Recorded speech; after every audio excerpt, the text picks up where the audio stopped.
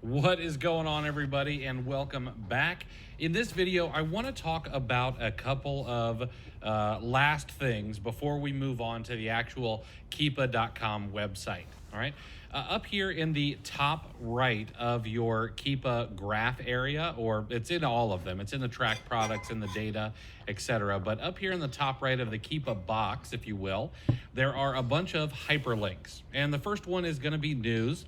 And if you click on this is going to take you to a page where Keepa rolls out its new features. Now you can see that there is not a ton of information here.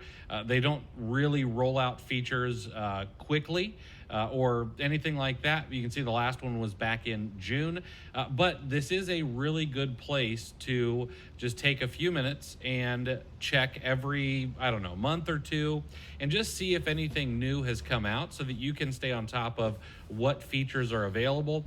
And every now and again, like when they rolled out the variation ratings history graph, things can be really, really important to your business, and a few other things. Yeah, every now and again, there'll just be a cool feature that they roll out. The next is support.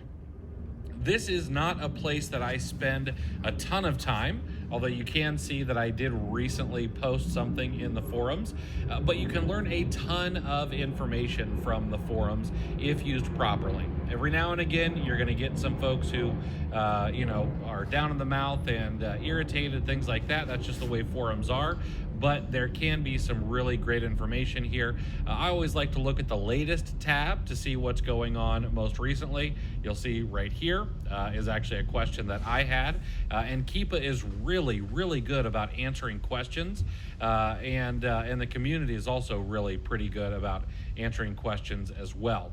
And then you can go into the news section and you can also see some of the topics that have been talked about most recently. So can't see price history chart on several ASINs.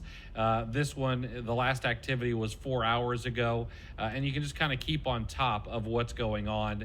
And then you can also dismiss all of these so that you'll be able to check these later on down the road. You can also change your preferences here so that you can see the things that are important to you. Okay, so make sure to take some time and make sure your preferences are the way that you want them for the forums.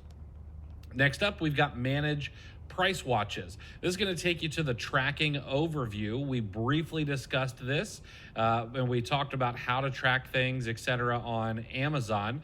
But this right here will allow you to come to your tracking overview, and you could get rid of these things or change them up any which way you might deem necessary. Next, we can go to Product Finder. This is going to take us to the Product Finder itself, which will allow us to go in and really get surgical with trying to find items that are on Amazon. We're going to be diving really, really deep into this page in a future video. This is going to be one of the videos that's probably the longest because there is so much information here. But this will take you right there if you want to take a look at it. Okay. Next up is the find related deals. This is going to take you to the deals page, but depending on the ASIN that you're on, when you click that button, you're going to see that it pulls up a few different things. So for example, this pulled up running and sports and fitness features, all right? And it pulled out all the deals that are happening in those subcategories because we were on a Nike Air Monarch shoe. Okay, and so we've got some other shoes here, we've got some clothing, etc. and so on. These items may not be items that you're going to do Amazon to Amazon flips with, but maybe you're looking for a deal on a pair of baseball shoes. Well, here you go. Here's a deal on a pair of baseball cleats. Okay. If we did this from another ASIN, let's say this toy over here, and we click find related deals, well, sure enough, it's going to go ahead and pull up action figures for us. And now we've got deals on these action figures. This actually might be a flip. If we look at it pretty closely, it looks like $53.99 is what Amazon was at. They're at $12.99 now. Maybe that's the price they're going to stay at, but maybe they are also going to be out of stock on this particular item. Looks like they've never really been in stock on it for very long or at all. So this is a potential flip, probably a little bit more little bit of a flip that's not going to be, it's going to be more speculative than anything, because we don't know if Amazon's going to stay in stock on this particular item forever. But you can find some cool deals just by going into the find related deals section. Now, the other thing we can take a look at is also the related best sellers. This is actually a great way to find things like rabbit trails. So for example, we were looking at Nike Men's Air Monarch, okay? But now we can go to the men's running shoes, and this is going to pull up the related best sellers for this particular item. You can see here we've got, I think, 100 rows.